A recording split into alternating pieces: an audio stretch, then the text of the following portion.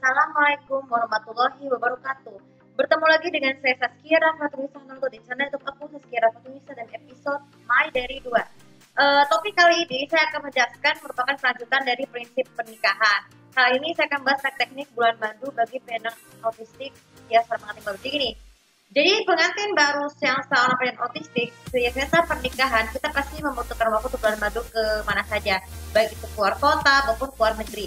Nah, tapi bagi yang paling mudah lakukan untuk yang mereka kurang mampu atau kekurangan mereka pada sajanya aja adalah dengan berlibur keluar kota. Mungkin yang jaraknya agak jauh maupun yang agak jauh. Jadi gini, biasanya para pengantin baru itu akan mempersiapkan perbekalan khusus teknik bulan madunya, yaitu seperti pakaian yang seadanya.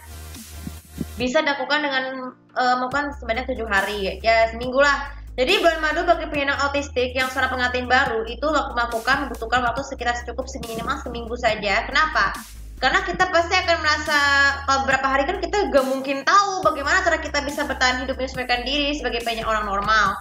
Karena kan sentimen autis itu biasanya belum sikapnya kan jauh berbeda ya dengan pengantin baru yang berpental normal. Nah, kemudian kita persiapkan baju yang minimal 7 hari 6 malam ya. Kenapa tujuannya seperti itu? Supaya kita pasang pengantin baru tuh pasti akan tutup sendiri ya. Baru setelah itu kembali lagi ke rumah. Kemudian setelah persiapan desain berbaju, makanan yang dipersiapkan juga masih khusus ya, asalkan bergizi dengan berbekal yang disiapkan dari seorang ayah atau ibu ataupun penyandang autistik yang sudah bisa belajar masak.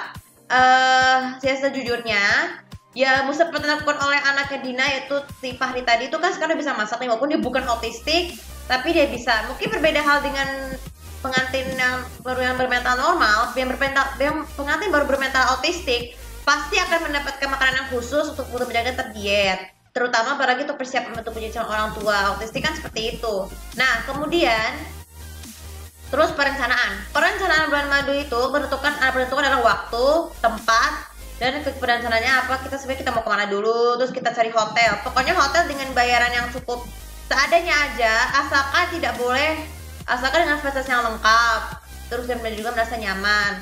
Kemudian, nah selama kita tadi berbulan madu, kita pasti memiliki waktu berdua bersama suami dengan melakukan semanapun. Pergunakan uang untuk sama bulan madu, pergunakan juga uang dari hasil pernikahan untuk suami atau istri dengan seadanya, secukupnya.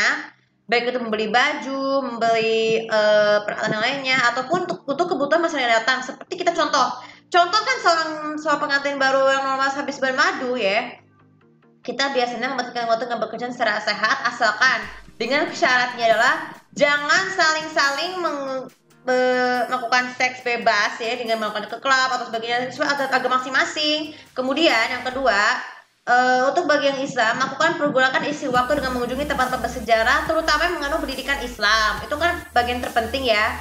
Kemudian yang ketiga, ketika menyantap kuliner, pastikan pelaksanaan kuliner selama berbulan madu itu harus dengan cara yang sehat, asalkan tidak boleh mengandung MSG. Kenapa seperti itu? Karena kan bagi pengantin baru tuh pasti sikapnya akan merasa seperti orang gila ya, dan tidak membangun kode harmonis di kemudian hari. Kemudian yang keempat, ketika kita masa jawabnya, pikirkan orang tersebut.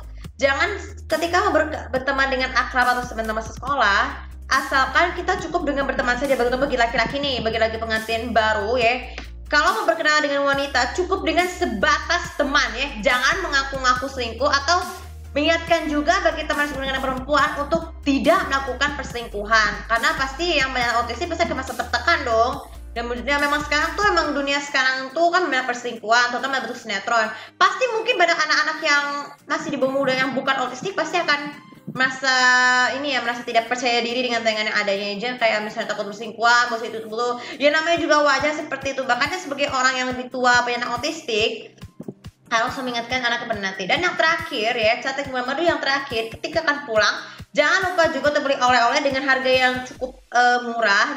Jangan boros-boros, maksudnya jangan boros-boros.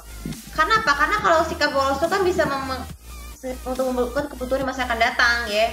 Nah, kemudian ketika sehabis bulan madu, teknik bulan madu kita biasanya akan kembali ke rumah orang tuanya masing-masing, atau biasanya kalau suami itu kan bisa di rumah sendiri, asalkan jaraknya ya sedikit jauh dari keluarga, atau cari rumah yang biasa dihuni lama ke masa lalu. Kalau saya ini sebenarnya kalau habis menikah dan bermadu kan saya biasa kembali ke rumah sini, nggak apa-apa. Kenapa? Karena kan kalau nggak mampu beli juga nggak apa-apa, karena kan bisa tinggal tetap menjalankan kewajiban membantu pekerjaan orang tua sama dia. Misalnya ayah kamu lagi pergi ngurusin adik, aku dan suami aku bisa ngurus pekerjaan rumah secara sendiri ya. Kata perlu adanya servis bantu ya. Kalau misalnya ada keluarga yang kehilangan satu ini bantu pekerjaan ya sudah nggak apa-apa. Nah, jadi begitulah cara teknik bulan madu bagi penyandang autistik ya.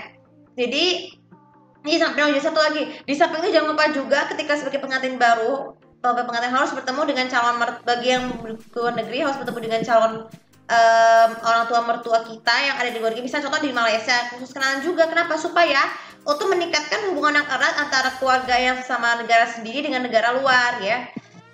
Dan itu untuk video kali ini juga bisa manfaat, dan jangan lupa seperti biasa untuk follow sosial media aku, komen dan juga subscribe channel aku di sini untuk beritahu bagaimana teknik bermadu menurut versi kalian bagi khusus penyandang autistik. Terima kasih. Assalamualaikum warahmatullahi wabarakatuh.